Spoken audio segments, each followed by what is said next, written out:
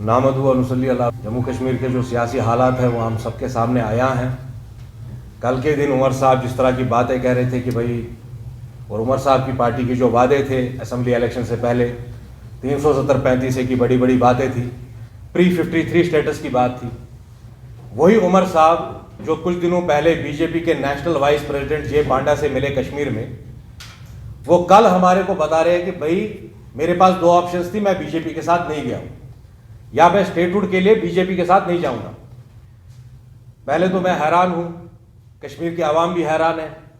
हम सबको मालूम नहीं है कि ये जो हमारे सियासतदान है, ये बाबा मुफ्ती फारूक अब्दुल्ला टाइप के, ये आखिर कितनी जबानें बदलेंगे यहाँ पे जम्मू कश्मीर में। ये वही लोग हैं जिन्होंने 1996 में वाजपेयी के साथ अलायंस की। परसों के ही दिन उमर साहब या नेशनल वाइस प्रेसिडेंट जो बीजेपी के हैं जे पांडा, दिन दहाड़े श्रीनगर में गुपकार में उनके साथ बैठे हुए थे। उमर साहब का जे पांडा 370 वापिस देने वाले हैं कि जे पांडा कश्मीरियों को 53 स्टेटस देने वाले हैं। ये उमर साहब की पार्टी का मुझे समझ नहीं आता है, ये running with the hare hunting with the hounds.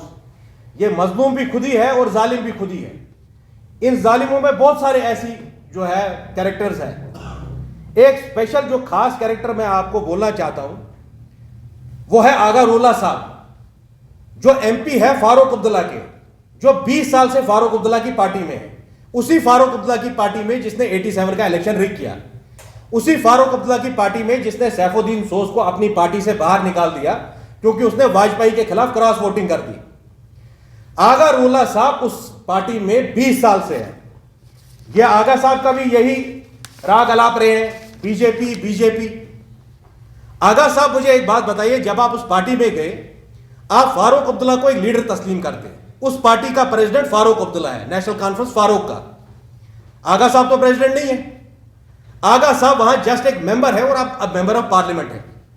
आगा साहब से मैं पूछना चाहता हूं कि जब वो यूएस 2006 में गए, पहली बार आगा साहब 2002 में इलेक्ट होके आए। 2006 में उनको यूएस भेजा गवर्नमेंट ने एज यंगेस्ट लेजिस्लेटर। मुझे एक बात बताइए, उन्होंने यूनाइटेड स्टेट्स ऑफ अमेरिका में कुछ कश्मीर के बारे में बात की? शेख साहब तो 53 में अरेस्ट हुए। सबसे बड़ा असॉल्ट तो 370 को वही था कि एक इलेक्टेड प्राइम मिनिस्टर को जेल में भर दिया। आगा साहब ने अपनी जबान खोली वहां पे। आगा साहब मुझे बताइए, 2014 में जब असेंबली इलेक्शन यहां हुए, और हम सबको पता है, जग जाहिर है, उमर साहब बीजेपी के साथ अलायंस करने के लिए तैयार थे, तब तो आगा साहब ने कोई प्रोटेस्ट नहीं किया। 2009 में आगा साहब कैबिनेट मिनिस्टर थे। जब 2010 में 117 लोगों का कत्ल कर दिया गया, उनकी जान ले ली गई इसी हुकूमत के जरिए, तब आगा साहब की ये हाई मॉरल अथॉरिटी कहां थी? जिस हाई मॉरल ग्राउंड पे बैठ के आगा साहब ये सारे फतवे जारी करते हैं, तब वो मोरालिटी कहां थी? तब ये दिलेरी के जुमले कहां थे जब 2010 में हमारे बच्चे मर रहे थे? 117 लोग जान बहक हो गए। आप सब लोग इस बात से वाकिफ है, पार्लियामेंट इलेक्शन 2024 से पहले फारूक अब्दुल्ला ने डील की बीजेपी के साथ, पीएचडी खत्म कर दिया। 3 पार्लियामेंट सीट्स के लिए, सिर्फ 3 पार्लियामेंट सीट्स के लिए इन्हें सौदा कर दिया। फारूक साहब के बहुत अच्छे दोस्त हैं अमरजीत सिंह दुलत। मैं एक जिरगे में था दिल्ली में, दुलत ने हमारे सामने यह बात बोली कि फारूक साहब ने और कश्मीरियों ने 3 पार्लियामेंट सीट्स के लिए 370 की जदोजहद को फोरगो कर लिया। अच्छा, ये पहली बार नहीं है जो इनकी डबल स्पीक सामने आ रही है। आगा साहब मुझे एक बात बताइए, आगा साहब का कल तक तो दूसरा प्लान था ना, जो दिल्ली में एक मौलवी साहब के साथ और हैदराबाद के एक लीडर के साथ मिलकर जो मुज़ाकरात हो रही है, ट्रैक 2 पे बात हो रही है। कल तक तो उमर साहब की हुकूमत को टॉपल करना चाहते थे। ये 3-4 दिन पहले आखिर हुआ क्या ऐसा कि आगा साहब और उमर साहब एक ही साथ बैठ के दोबारा एक ही सफ में बैठ गए? 3 दिन पहले यह हुआ कि हमने आपको बताया कश्मीरी पार्टियां किस तरह आईएसआई से डील करती है। फारूक अब्दुल्ला और यासीन मलिक का रिश्ता क्या है असली में? फारूक अब्दुल्ला और यासीन मलिक का वही रिश्ता है जो जमात और पीडीपी का रिश्ता है। फारूक अब्दुल्ला मुझे यह बात बताए, जब 87 में उसने रिग किया इलेक्शन, उसके बाद वो लंदन भाग गया। जब लंदन भाग गए, वो JKLF को फाउंडर अमानुल्लाह खान से कितनी बार मिला है लंदन में? और हिंदुस्तान की हुकूमत मुझे एक बात बताए, जो आदमी आईएसआई के साथ डील करते हैं, महबूबा मुफ्ती का भी यही हाल है, फारूक अब्दुल्ला का भी यही हाल है। एक तरफ ये आईएसआई के साथ है, दूसरी तरफ आईबी के साथ है।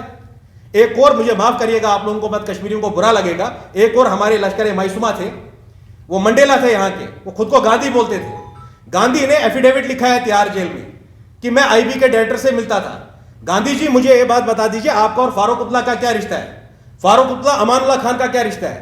हम यहां लाल चौक में बात कर रहे हैं, 2 मॉल इधर ही है, दोनों मॉल्स के ओनर को देख लीजिए, उनकी बैकग्राउंड को देख लीजिए। एक फारूक अब्दुल्ला का बंदा है, दूसरा जेकेएलएफ का बंदा है। ये आखिर आपस में गुटरगू कब तक चलती रहेगी? आप कश्मीरियों को मरवाना चाहते हो, आपके पास 50 एमएलए है, 3 एमपीज है, आप दिल्ली से लड़ नहीं पा रहे, इसीलिए आप ये सारे हरबे कर रहे हैं। मुझे दिल्ली वाले एक बात बताएं कि भाई जब आपको मैंने ये बात बताई एक यहीं के प्रेस कॉन्फ्रेंस में से कि फारूक साहब was speaking to an ISI handler, एक फोकल आईएसआई हैंडलर से, मैं उसका नाम बता दूंगा।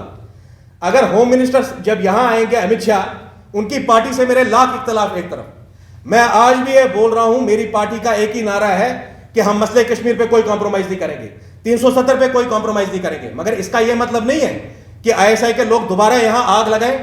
और ये जो कश्मीरी हैंडलर्स है, मैं इनको पॉलिटिकल पार्टी नहीं मानता हूं। फारूक अब्दुल्ला मुझे बताए 2024 पार्लियामेंट्री इलेक्शन से पहले वो आईएसआई के किस हैंडलर से बात कर रहे थे। महबूबा मुफ्ती मुझे बताए ये जो आईएसआई एजेंट है गुलाम नबी फाइल, इसका और नईम अख्तर का क्या रिश्ता है? नईम अख्तर ने कितना पैसा पकड़ा है गुलाम नबी फाइल से, कितना पैसा पीडीपी दफ्तर पहुंचा है? नईम अख्तर तो एक अखबार भी चलाते हैं ना, अंग्रेजी अखबार जो हर दिन निकलता है, नाम उसका है GK।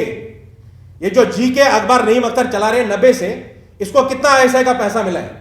हमारी एजेंसीज क्या कर रही है? मैं एलजी साहब से पूछना चाहता हूं, अगर नरेंद्र मोदी अपने आप को देशभक्त बोलते हैं तो ये क्या हो रहा है कश्मीर में? यही मुजाहिरे आपने देखे कि डोडा का एक एमएलए अरेस्ट हुआ। ये दोनों पार्टियां और इनकी पैराफिनेलिया क्या है? जब मैं पीडीपी बोलता हूं, इट इंक्लूड्स जमात। पीडीपी जमात का पॉलिटिकल विंग है, हिजबुल मुजाहिदीन उनका मिलिटेंट विंग है। फारूक अब्दुल्ला और जेकेएलएफ यासीन मलिक गुट वो एक ही है, उनमें कोई फर्क नहीं है।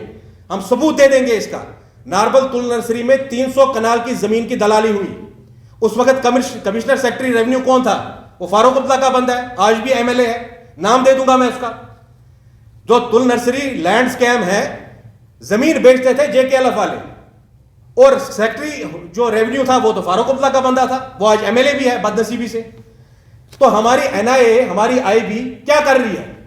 मैं आपको बोल रहा हूं, बीजेपी से मेरे लाख इख्तलाफ है। पहले इनके एंटी मुस्लिम एजेंडा से, दूसरा जो इन्हें 370 में किया, ये मुसलमानों को और कश्मीरियों को नीचे झुकाना चाहते हैं। मगर इसका यह कभी भी मतलब नहीं है कि हमें कश्मीर में आग लगानी है। इन लोगों से सियासत नहीं हो रही है। दरअसल असलियत यह है, आईएसआई और फारूक अब्दुल्ला की डील हुई कि हम आपको कुछ पैसा भी देंगे और कश्मीर में हालात खराब करेंगे। हालात क्यों खराब करेंगे? ताकि आप दिल्ली को ब्लैकमेल करो, स्टेटहुड मिल जाए। यह वही कश्मीर है जहां 1996 में, मैं हवाला दे दूंगा आपको, सबूत दे दूंगा। आपके कांग्रेस के लीडर है मोहम्मद अमीन भट्ट, उस वक्त वो आजाद साहब के साथ थे। उन्होंने कांग्रेस वालों पे इल्जाम लगाया कि मिलिटेंट्स के आई कार्ड बनाती थी कांग्रेस पार्टी। आप जाके अमीन भट्ट से पूछ लीजिए, आज शायद वो बैक ट्रैक करेंगे उस बयान पे, मगर उनका बयान ऑन रिकॉर्ड है। कश्मीर के मीडिया ने उसको रिपोर्ट किया है कि कांग्रेस के लीडर्स 1996 में ऑनवर्ड्स वो आई कार्ड बनाते थे इन मिलिटेंट्स का। गेम असली में क्या है? आईएसआई फारूक अब्दुल्ला को बोल रही है कि आप स्टेटहुड ले लो, जो ही जेके पुलिस आपके पास आएगी हम आग लगवा देंगे इधर। इनको कोई 370 से कोई लेना देना नहीं है। अगर फारूक अब्दुल्ला सीरियस होता 370 के लिए, फारूक अब्दुल्ला को दिन में कोई खलिश होती कि लद्दाख में लोग मर गए, तो कल के दिन वो ताथैया नहीं कर रहे होते। आपने कल देखा होगा ना म्यूजिक ड्रामा में किस तरह फारूक अब्दुल्ला गा रहे थे। अगर फारूक अब्दुल्ला को कश्मीरियों की जान की कोई फिक्र होती, उमर अब्दुल्ला का सारा फाश हो गया है राज, इसीलिए आज वो बोल रहे हैं पीसफुली करेंगे। भाई मैं हिंदुस्तान के होम मिनिस्टर से बोल रहा हूं, हम सबूत आपको दे रहे हैं। मैं आईएसआई हैंडलर का नाम दे रहा हूं आपको। मैं आपको बोल रहा हूं नईम अख्तर का गुलाम नबी फाइल के साथ क्या रिश्ता था। आप इन लोगों को इजाजत क्यों देते हैं कश्मीर को जलाने के लिए? आप इजाजत, अगर आप लोगों को अपनी सियासत कश्मीरियों के लाशों पे करनी है, आप खुदा रहा, मैं कश्मीरी अवाम से एक अपील करना चाहता हूं इन द एंड, सियासत का मतलब सिर्फ वोट नहीं है। सियासत का मतलब नहीं है कि मैं बरसरे इख्तिदार बैठ जाऊं। सियासत का मतलब सारी खाली कुर्सियां नहीं है। आज तक 1 लाख लोग मर गए। मुझे हुर्रियत वाले क्यों नहीं बोलते उन्होंने क्या हासिल किया 40 साल में? हुर्रियत के आज जो लीडर है वो Z+ सिक्योरिटी लेके घूम रहे हैं। जो कल तक पाकिस्तान जिंदाबाद बोल रहा था, वो आज हिंदुस्तान का झंडा लेके खड़ा है। जमात वाले कल तक बोलते थे हराम है इलेक्शन लड़ना, 2024 में हलाल हो गया। ये माजरा आखिर कब तक चलेगा? मैं कश्मीर की आवाम को बोल रहा हूं, हमारे पढ़े लिखे यूथ को बोल रहा हूं, मेरी किसी से कोई पर्सनल रंजिश नहीं है।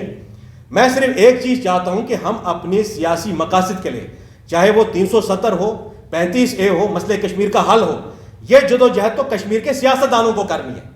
ये सियासतदान आम आवाम को क्यों इसके बीच में ला रहे हैं? ये अपने मकसद पूरे करने के लिए कश्मीरियों को कब तक कुर्बान करते रहेंगे? यही 2008 में भी हुआ, 10 में भी हुआ, 16 में भी हुआ। ये JKLF के लीडर ये बता दे, जमात के लीडर ये बता दे, कल तक जिनके लिए हराम था इलेक्शन लड़ना, वो ये क्या कर रहे थे? आप तो बड़ी बड़ी बातें बोलते थे, आज तो पाकिस्तान ने भी आपको डिसोन कर दिया। आज पाकिस्तान भी रायशुमारी बोल रहा है, वो आजादी नहीं बोल रहा है। किसने वो स्लोगन आपको दिया?